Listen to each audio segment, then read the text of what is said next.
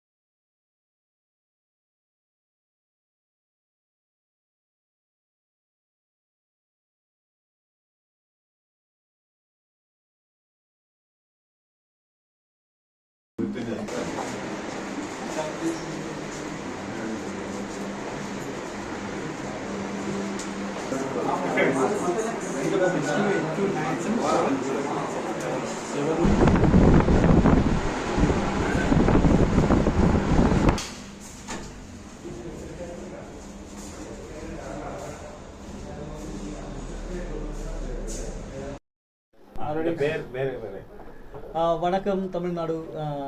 பேர் வந்து ராகேஷ் ரவீந்திரன். கேரளாவில் தானா. இப்போது கோல்டு மேனுஃபேக்சர்ஸ் அண்ட் ஹோல்சேலோட புதுசாக ஒரு பிரான்ச் இப்போது தமிழ்நாடு கோயம்புத்தூரில் கோபாலபுரத்தை ஆரம்பிச்சிருக்கேன். இன்னும் நிறைய பிரான்ச்சஸ் பிளான் பண்ண போகிறேன்.